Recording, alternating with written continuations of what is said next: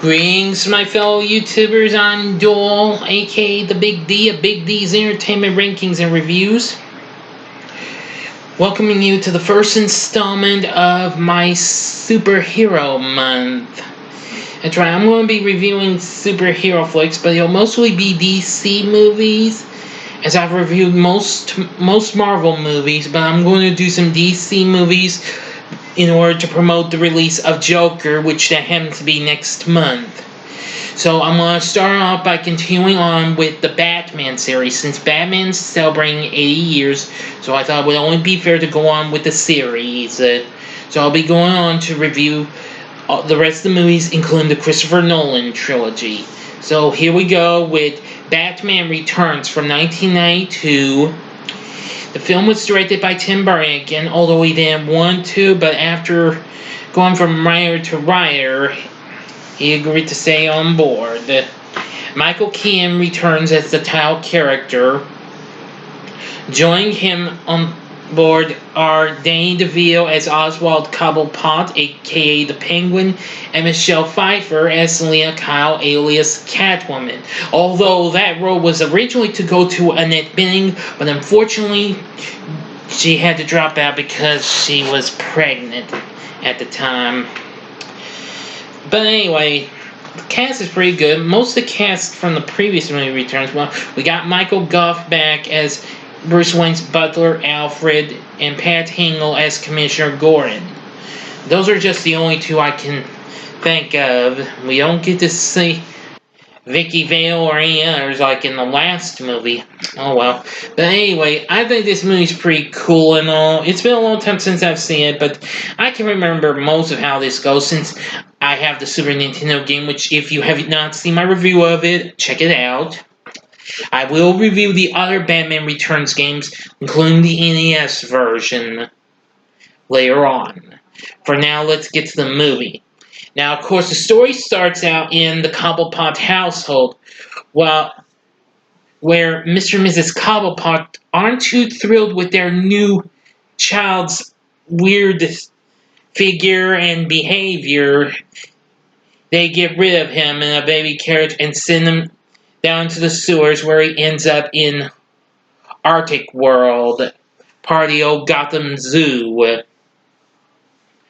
and soon grows up to be the grotesque Penguin. Danny DeVito actually does a pretty good job as the character, I must say.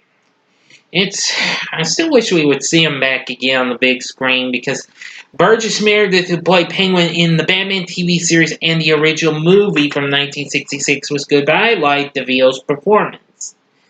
So anyway, it's Christmas time in Gotham City, and the Christmas tree's about to get lit up, a big one, until a big gift package shows up, and out pops these weird dudes known as the Red Triangle Circus Gang, who has all sorts of big types of creeps, including clowns on motorcycles, various thin and fat clowns, knife throwers, sword swallowers. I do believe they were in that. I know they were in the games, and of course there was the big, tall, tattooed strong man and the organ grinder. Who, fun fact, I actually learned the guy who played the organ grinder. He actually appeared in episodes of TV's Taxi, which of course starred Danny DeVito, as a matter of fact. I just learned that.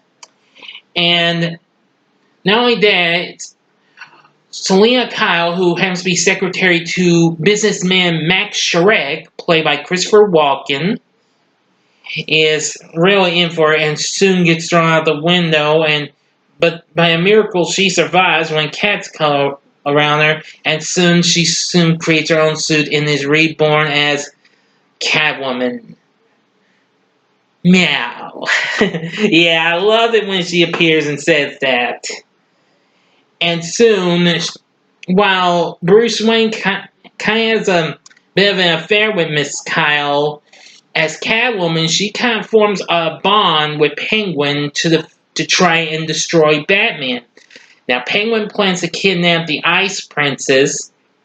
He does, but but soon pulls a fast one by unleashing some bats, causing her to fall to her death, and blames it on Batman. But Batman had a plan. He found a copied on a disc and created what we record a conversation Penguin had with Mr. Shrek, which that's probably one of the most funnest scenes you can expect.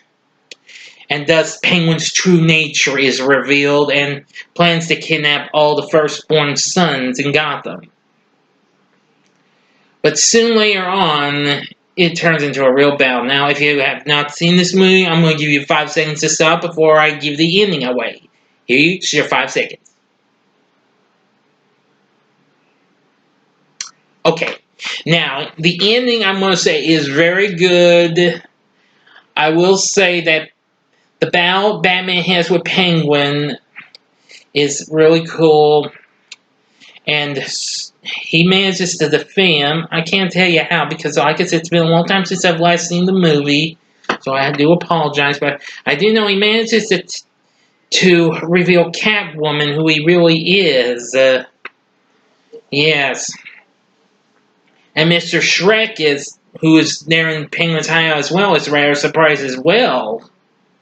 And manages to try to shoot Bruce, but apparently he was wearing body armor, unbeknownst to him, and shoots Miss Kyle. But apparently she somehow still recovers since she's Catwoman. Attaches her whip to his electronic device she attaches her whip and uses a stun gun device thing and fries herself and Mr. Shrek, and a big explosion occurs. Batman finds Shrek's corpse, but Catwoman is nowhere to be seen. She's Splitsville. And Penguin recovers and comes out of the water, but soon dies after being exposed to toxic sewage, and his penguin family lays in the rest, because his only family now is a bunch of real-life penguins. That's how the story goes. But anyway, Batman Returns proved to be a big success, and I have to say, it was really good, actually. I have seen it a few times, but like I said, it's been a long time since I've last seen it.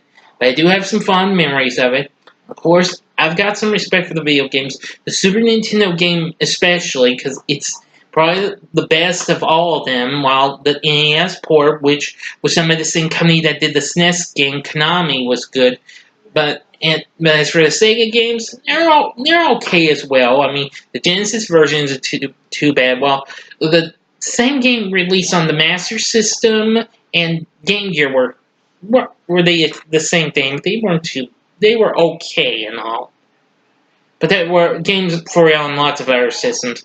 But I'll talk about those another time. But anyway, what did you think of Batman Returns? Let me know what you thought about it in the comments section.